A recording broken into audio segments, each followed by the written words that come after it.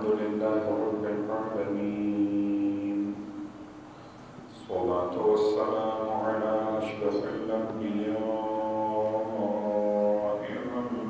والمرسلين سيدنا أبي القاسم محمد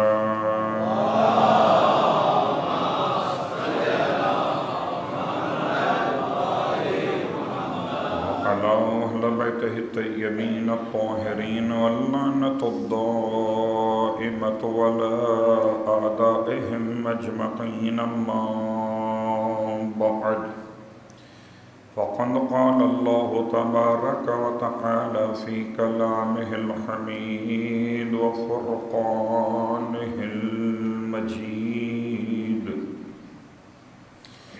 قوله الحق وهو أصدق القائلين بسم الله الرحمن الرحيم ما ننسخ من آية أو ننسها نأتي بخير منها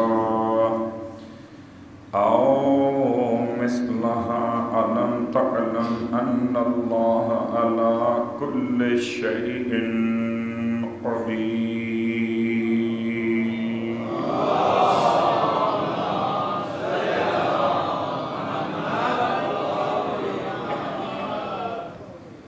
تمام تعریفیں اس خدائے بزرگ برتر کے لیے جس کی رحمتوں کے نتیجے میں سانسوں کی آمد و رفت جاری و ساری ہے۔ ہر سانس کی آمد پر بھی شکر خدا واجب ہے اور ہر سانس کے مکمل ہونے پر بھی شکر خدا واجب ہے، اور تمام ہدیہ درود و سلام ان ازواج مقدسات کے لیے کہ جن کے وجود کی برکتوں سے سانسوں میں خوشبو ولایت جاری و ساری ہے۔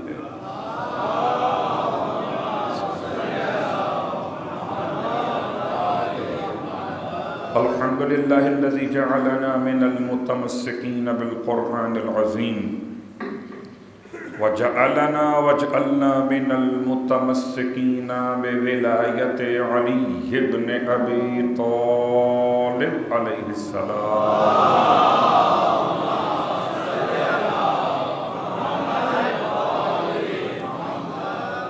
عظم اللہ اجورنا واجورکم بمصابنا بزینب الکبریٰ وبمصابنا بإبراہیم ابن رسول اللہ وجعلنا وإياكم إن شاء الله من الطالبين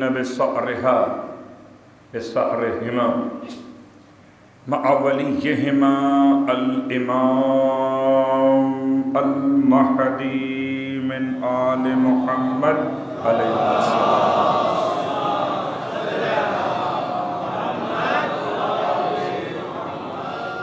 اما بعد، السلام علیکم ورحمۃ اللہ وبرکاتہ۔ شکر خداوند حسین، شکر خداوند زینب اخت الحسین، شکر خداوند سکینہ بنت الحسین کہ فرش ولا پر عقیدہ ولا کے ساتھ پہنچا دیا ہے۔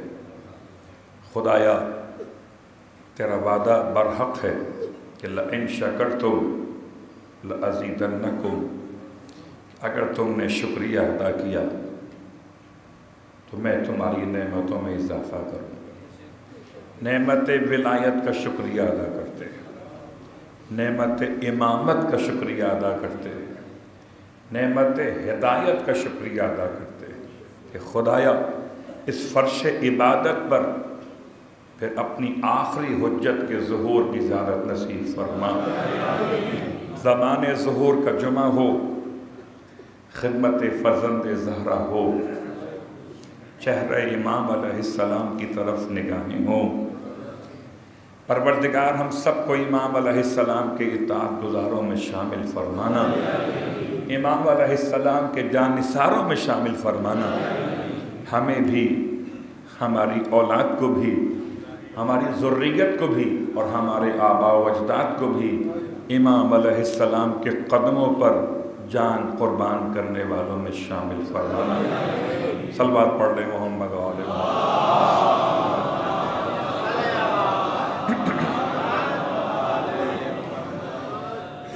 سامعین گرامی قدر، حاضرین ذوی الاحترام، ماہ مبارک رجب المرجب، ماہ رجب الحرام، احترام کے اعتبار سے اس مہینے کی عظمت،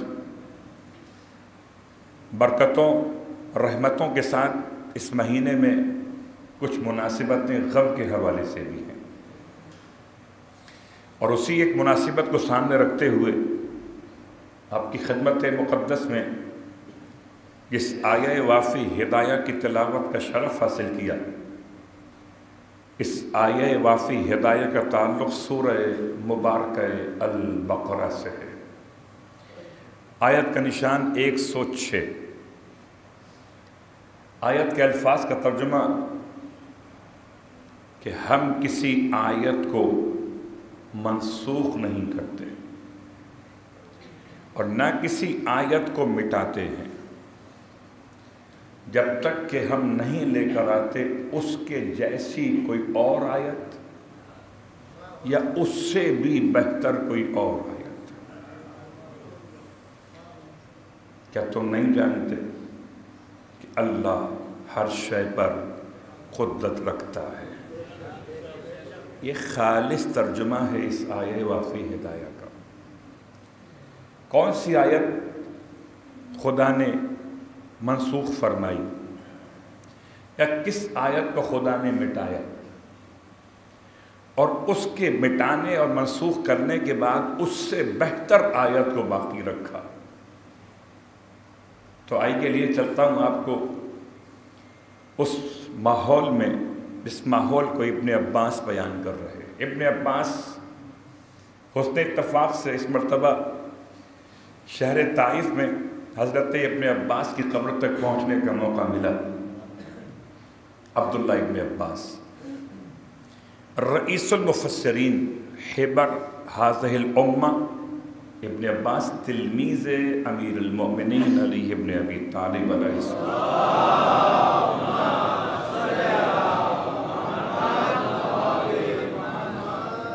کہتے ہیں میں اللہ کے رسول کی بارگاہ میں موجود تھا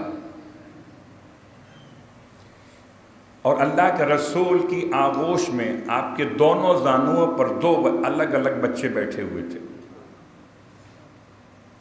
آپ کے بائیں زانو پر، یہاں تک ابن عباس نے بات کو بیان کیا، آپ کے بائیں زانو پر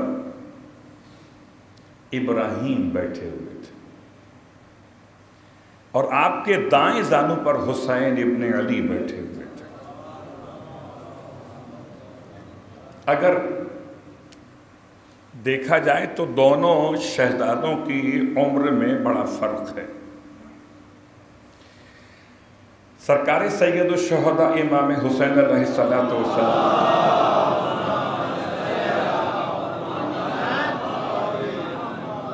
6 سال کے ہو چکے تھے۔ جس سن کا یہ واقعہ ہے اس سن کے اعتبار سے، اور ابراہیم اس وقت تقریباً سمجھیے کہ 1.5 سے 1.25 سال کے درمیان تھے۔ 1.5 سے 1.25 سال، اور تفصیل کا وقت نہیں ہے تو اس لیے اختصار سے کام لے رہا۔ 1.5 یا 1.25 سال۔ کون؟ ابراہیم۔ ابراہیم کون ہے؟ پس منظر کیا ہے؟ اسکندریہ کا بادشاہ یا حاکم، اس نے رسول خدا کی بارگاہ میں تحفے بھیجے تھے۔ تحفے میں 2 خواتین تھیں اور ایک خواجہ سرا، ایک مرد تھا غلام کی شکل میں، اسے لکھا ہے خواجہ۔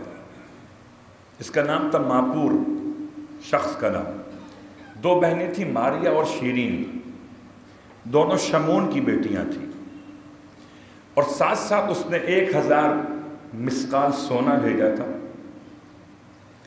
اس نے 20 اسپیشل اور خاص قسم کے حریر کے کپڑے کے تھان بھیجے تھے، اور 20 ایسے گوشوارے اس زمانے میں جو سونے کے خاص بنائے جاتے تھے لمبے گوشوارے وہ بھیجے تھے۔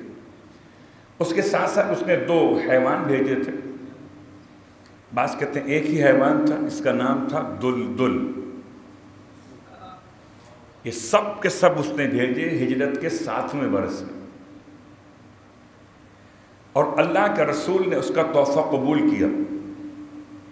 پیغمبر ہر کس و ناقص کا تحفہ قبول نہیں کرتے تھے، جیسے تحفہ بھی ان کا قبول کرتے تھے جو دل سے بھیجتے تھے، ایسے درود بھی ان کا قبول کرتے ہیں جو آل کے ساتھ بھیجتے ہیں۔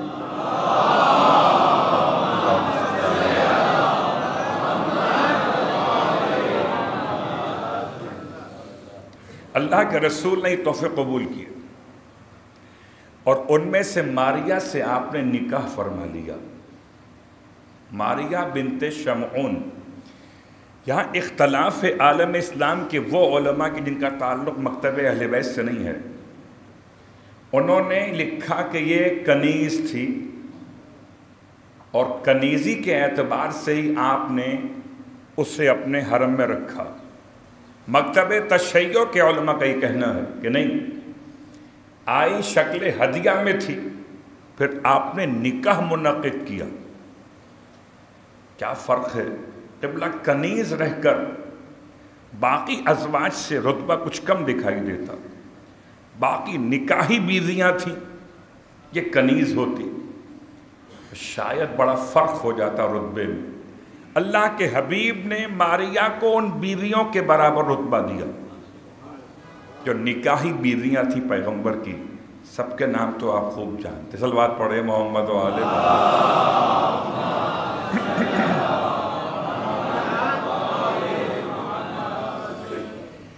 یہ پس منظر کیوں بیان کر رہا؟ کی خاص وجہ ہے۔ حضرت ماریہ بنت شمعون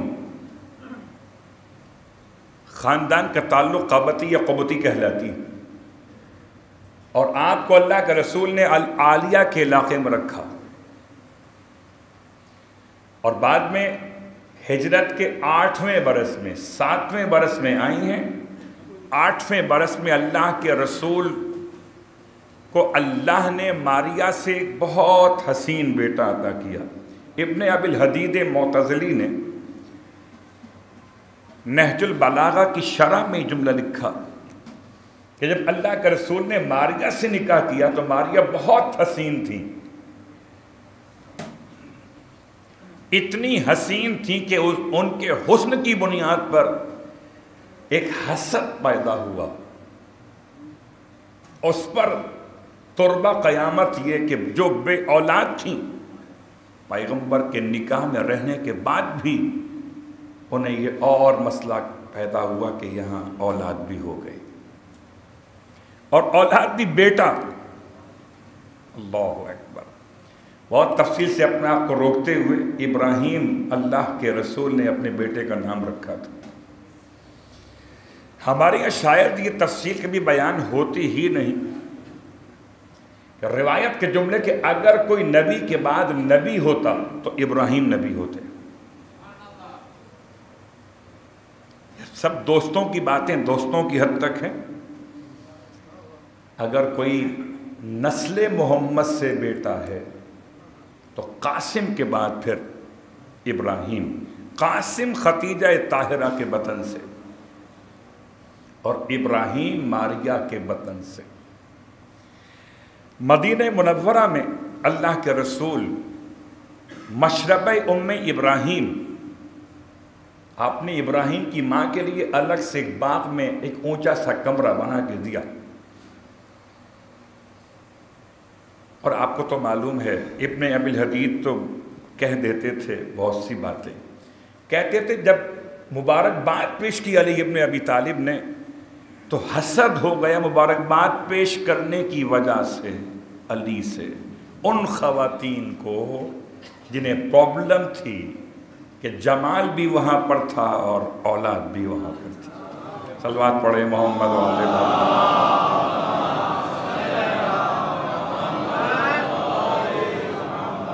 خدا نے بتانا چاہا کہ اس کا حبیب کمزور نہیں ہے، جسمانی اعتبار سے ناقص نہیں ہے، خدا اپنے حبیب کو صاحب اولاد کر سکتا ہے، تم بیٹیاں تو دے سکتے ہو محمد کو، مگر اولاد نہیں دے سکتے، اولاد تو خدا ہی دے گا۔ تو خدا ماریہ سے دے، ختیجہ طاہرہ سے دے، یہ خدا کا مسئلہ ہے۔ یہ پورا پس منظر ہے ماریہ کے بارے میں۔ تو ماریہ کے گھر ذی الحج کے مہینے میں خدا نے ایک بیٹا عطا کیا، اور جب بیٹا عطا ہوا تو آپ نے نام رکھا اپنے بابا ابراہیم کے نام پر ابراہیم۔ جبرائیل امین نازل ہوئے اور نازل ہو کے کہا السلام علیکہ یا ابا ابراہیم، سلام و آپ پر ہے ابراہیم کے بابا محمد مصطفیٰ صلی اللہ علیہ وسلم۔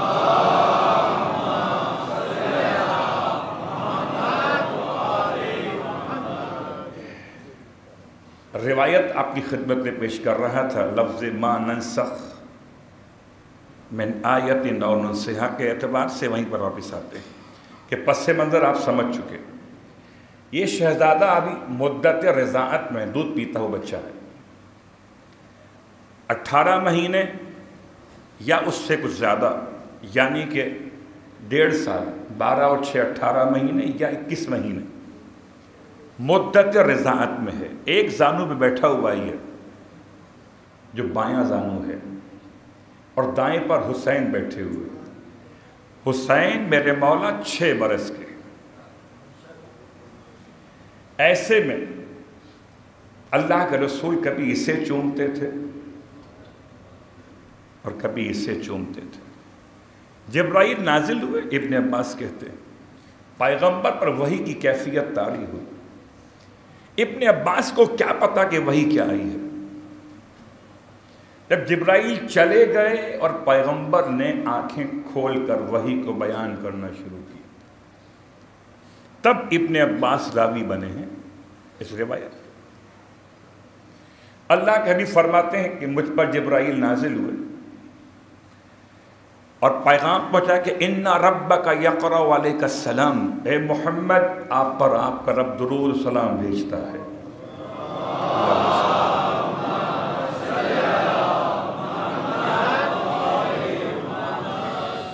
اور آپ کا رب کہتا ہے کہ وہ آپ کے پاس یہ دونوں شہزادوں کو ایک ساتھ نہیں رکھے گا، اس کا فیصلہ ہے۔ تفصیل کا وقت یا عربی عبارت پڑھنے کا وقت نہیں ہے، اس لیے میں ترجمہ ہی کر رہا ہوں۔ آپ کا رب کہتا ہے کہ وہ آپ کے پاس دونوں کو جمع نہیں کرے گا، یعنی ابراہیم اور حسین کو۔ اب فیصلہ آپ نے کرنا یا محمد کہ ان میں کسی ایک کو کسی ایک پر قربان کر دیجیے، ان میں کسی ایک کو کسی ایک کا فدیہ قرار دیجیے۔ اللہ کے رسول کبھی ابراہیم کو دیکھ کے روتے تھے، کبھی حسین کو دیکھ کے روتے تھے۔ ابن عباس کہتے ہیں کہ آپ نے فرمایا ابراہیم کو دیکھ کر روتے ہوئے کہ یہ اگر نہ رہا تو اس کی ماں ماریہ روئے گی، میں غمگین ہو جاؤں گا، اور اگر حسین نہ رہا تو حسین کی ماں فاطمہ روئے گی، حسین کے بابا علی روئیں گے جو میرے چچا کے بیٹے، میرا خون میرا گوشت ہیں، اور میں خود روؤں گا۔ پھر فرماتے ہیں میں اپنے غم کو نیچے فوقیت نہیں دیتا، فوقیت دیتا ہوں غم علی و فاطمہ کی اہمیت کو، اور میں قربان کرتا ہوں۔ میں غمگین رہ جاؤں مگر میری بیٹی فاطمہ غمگین نہ ہو، میں غم اٹھاؤں مگر علی ابن ابی طالب میرا بھائی غمگین نہ ہو۔ کہتے ہیں ابن عباس کہ اللہ فرماتے ہیں میں نے جبرائیل سے کہہ دیا کہ میں ابراہیم پر سے ہاتھ کو اٹھاتا ہوں۔ تو جبرائیل نے پیغام دیا کہ 3 دن کے بعد یہ بچہ دنیا سے گزر جائے گا۔ اللہ اکبر، دودھ پیتے ہوئے بچے کو اللہ کے رسول نے حسین پہ قربان کر دیا۔ اس کے بعد ابن عباس کہتے جب بھی کبھی اللہ کے رسول حسین کو دیکھتے تھے چومتے تھے اور چوم کے کہتے تھے میں تجھ پہ قربان، میرا ابراہیم بھی تجھ پہ قربان ہے۔ اللہ اکبر، آج اسی ابراہیم کی وفات کا روز ہے۔ اس دن اللہ کے رسول کی آنکھوں سے آنسو بہے ہیں، دل غمگین ہے، زبان اطاعت خدا میں خاموش ہے۔ حسین پہ قربان کر چکے، بس اتنا جملہ کافی ہے کہ خدا نے ایک آیت کو مٹایا تو ایک اس سے بہتر آیت کو باقی رکھا ہے۔ آیت سمجھ میں آ گئی، روایت سمجھ میں آ گئی۔ اور یہ بات یاد رکھیں، شاید کربلا میں کسی اور کو یہ مقام حاصل نہ ہوا جو رباب کو حاصل ہوا، کہ جیسے اللہ کے رسول نے اپنا دودھ پیتا ہوا بچہ حسین پہ قربان کیا، ایسے رباب نے اپنا دودھ پیتا ہوا اصغر حسین پہ قربان کیا۔ بس ایک فرق ہے کہ ماریا کی گود سے ابراہیم تو گیا، مگر رسول خدا و سخت موجود تھے۔ ماریا کی گود سے ابراہیم تو گیا، سر سے چادر نہیں گئی۔ ہائے رباب خستہ جگر، یا رسول اللہ، جب آپ نے اپنے بچے کے جنازے کو اٹھایا، چھوٹا جنازہ ہے، آپ کو معلوم ہے کہ چھوٹے بچوں کی میتیں گہوارے میں رکھی جاتی، ہاتھ پہ اٹھائی جاتی۔ چھوٹے بچوں کی میتوں کو کاندھا نہیں دیا جاتا، ہاتھ دیے جاتے ہیں۔ یا رسول اللہ، آپ نے اپنے بیٹے شیر خوار ابراہیم کو اٹھایا، آج آپ کو پرسہ پیش کرتے، لیکن یا رسول اللہ آپ اکیلے نہیں تھے، اس کی قبر بنانے کے لیے علی موجود تھے۔ ہائے غریب الوطن حسین، اس نے اپنے اصغر کی قبر کو اکیلے بنایا، اور ایسے بنایا تھا۔ مجھے نہیں معلوم کہ ماریا کے کیا حالات رہے ہوں گے، لیکن رباب تو آ کے کہتی تھیں پشت خیمہ پر جب حسین روتے تھے، مولا تسلی دے رہے تھے کہ رباب تم جانتی ہو کہ میں اس بچے کیا لگتا ہوں، آپ اس کے باپ ہیں کیا؟ دیکھو میں رو رہا، میرے دل پہ غم کا بوجھ۔ تو جوڑ کے ہاتھوں کو کہا اس کنیز امام نے کہ مولا آپ بتائیں میں کون ہوں، کیا تو اس کی ماں ہے؟ کہ میں ہاتھوں کو جوڑ کے کہتی ہوں نہ روئیے،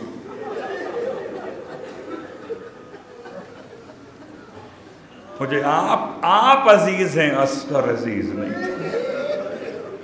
ہمارا سلام ہو اصغر کی ماں پر، ہمارا سلام ہو ابراہیم کی ماں پر۔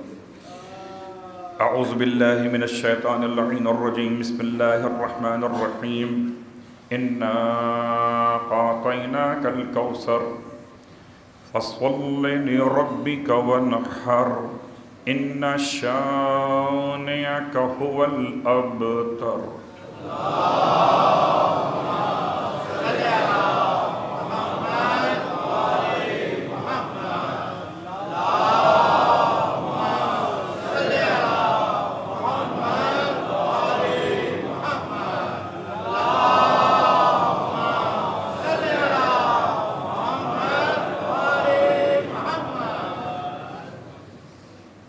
أعوذ بالله السميع العليم من الشيطان اللعين الرجيم، بسم الله الرحمن الرحيم۔ الحمد لله رب العالمين، والصلاة والسلام على محمد۔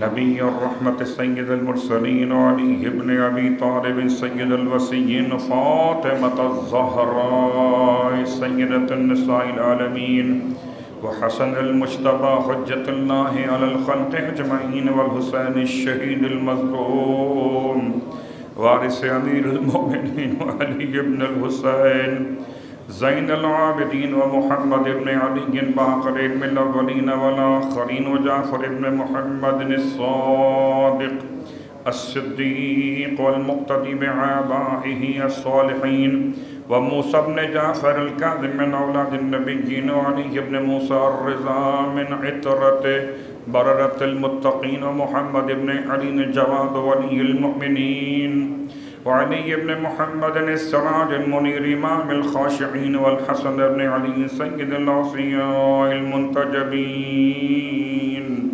والخلف القائم المنتظر المهدي الحجة بعد عبائه على خلقك المودي النبي وارث علم الماضيين من الوسيين الذي ببقائه بقية الدنيا بيمنه رزق الورى وبوجوده ثبتت الأرض والسماء وبه يملأ الله الأرض قسطا وعدلا كما ملئت ظلما وجورا وأجل لنا اللهم ظهورا إنهم يرونه بعيدا ونراه قريبا برحمتك يا أرحم الراحمين.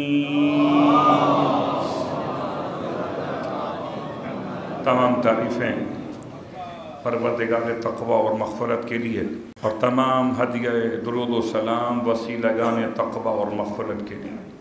اما بعد اپنے نفس کے لیے اولاً اور تمام اہل ایمان کے لیے مسلسل وہی پیغام کہ یا ایھا الذین آمنوا اتقوا اللہ، اے صاحبان ایمان اللہ کی بارگاہ میں تقوی اختیار کیجیے. موسم بدلتے ہیں مگر مزاج نہ بدلے، لباس بدلتے ہیں مگر سیرت نہ بدلے، زمان بدلتے ہیں مگر امام نہ بدلے. موسم مسرت ہو تب بھی ولایت کا پاس رہے، موسم ماتم ہو تب بھی ولایت کا پاس رہے، اور ایسا پاس رہے کہ خوشی منائیں تو آل محمد کے بیان کیے ہوئے حدود کے اندر، اور غم منائیں تو آل محمد کی بیان کی ہوئی حدود کے اندر. جب ان کی خوشی اور ان کا غم ہے تو ان سے بڑھ کر نہ خوشی ہو سکتی ہے نہ ان سے بڑھ کر غم ہو سکتا ہے. اگر وہ اپنی ولادت کو ظہور نہیں کہتے آپ ان سے بڑھ کیوں جاتے ہیں کہ ان کی ولادت کو ظہور کہتے ہیں؟ کسی معصوم نے اپنی ولادت کو ظہور نہیں کہا، ہر معصوم نے اپنی ولادت کو ولادت کہا. تو معصوم سے بڑھ گئے. کسی معصوم نے اپنی شہادت کو عروج نہیں کہا، تم ان سے بڑھ گئے. یاد رکھیے کہ ہماری اور آپ کی تمام تر ذمہ داریاں اطاعت میں ہیں، اور اطاعت آگے بڑھنے کا نام نہیں، پیچھے چلنے کا نام ہے.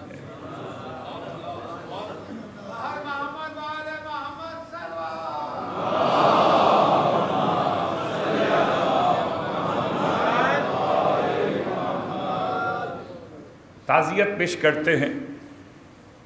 حالات و واقعات کے اعتبار سے بدترین زلزلہ انسانی المیہ کے طور پر ترکی، شام اور دیگر ممالک میں جانوں کے نقصان پر تمام سوگوار خاندانوں سے تعزیت پیش کرتے ہیں، زخمیوں کے لیے دعائے خیر کرتے ہیں. لیکن سب انسان برابر ہیں، ترکی کے رہنے والے بھی اور شام کے رہنے والے بھی. موجودہ سامراجی معاشرہ، بدترین صحافت اور ظالموں کا طرز انداز کہ کہاں 26 ممالک یا 56 ممالک کی امداد ترکی کے لیے، کہاں شام کے لیے صرف 6 ممالک نے اعلان کیا ہے. دونوں کے بارڈر ملے ہوئے ہیں، دونوں ایک ہی آدم کی اولاد ہیں. ترکی کا مرنے والا بھی اتنا ہی محترم ہے جتنا شام کا مرنے والا محترم ہے. پھر امداد کے راستے روکے جا رہے ہیں. خدا کی لعنت ہو شیطان بزرگ پر. اور یقیناً کیا معجزہ ہے کہ سارا علاقہ پریشان تھا اور روضہ جناب زینب کبریٰ ہماری اطلاعات کے لحاظ سے تقریباً 40,000 سے زیادہ زائرین عراق کے صرف عراق سے بی بی زینب کا ماتم منانے کے لیے پہنچے تھے شام میں۔ رجب کی 15 تاریخ شہزادی کا یوم غم، یوم وفات، یوم شہادت، ماتم کرنے پہنچے تھے، کسی ایک کو بھی گزن نہیں پہنچی۔ اتنا سا محسوس ہوا جیسے فانوس ہلا ہو۔ باقی سب کے لیے دعا پہلے کر چکا ہوں، اس کا مطلب ہرگز یہ نہیں کہ تعصب کی بنیاد پہ کہتا ہوں، ہر ایک انسان کے حق میں دعا کرتا ہوں، خدا کا ماننے والا ہو، خدا کا نہ ماننے والا ہو۔ زخمی ہے سانحے میں، خدا اس کو شفا عطا فرمائے، شفائے جسم بھی دے، شفائے قلب بھی دے، اور جو اہل اسلام زخمی ہیں پروردگار ان کو نئی زندگی عطا فرمائے، جو اہل ایمان دنیا سے گزر گئے سانحے میں ان کو شہادت کا رتبہ عطا فرمائے۔ سخت ترین حالات اور وقت بڑا مختصر، اتنی بات کافی ہے کہ انسان کی ایک ذمہ داری ہے کہ موقع اور محل کے لحاظ سے اپنے معاملات کو کبھی بھی اس طرح سے شو نہ کرے کہ مشکل میں آ جائے۔ کیا مطلب ہے اس جملے کا؟ مطلب یہ کہ بہت سی عبادتیں ایسی ہوتی ہیں کہ جنہیں فیس بک پہ نہیں ڈالا جاتا، بہت سی عبادتیں ایسی ہیں کہ جنہیں سوشل میڈیا کا حصہ بنانا مشکلات کا باعث بنتا ہے۔ اور یاد رکھیے ابھی ظہور امام نہیں ہوا ہے، ابھی کعبے کے صحن میں کھڑے ہوں گے لے کر اگر علی کے نام کا پرچم، تو پھر مشکلات تو آئیں گی۔ یاد رکھیے یہ جو کیفیت ہے نا، بس ہم اپنے کسی بھی کام کو وہ خود نہ چاہیں کرنے والے، لیکن دوست اور احباب بھی کبھی ایسا کرتے ہیں۔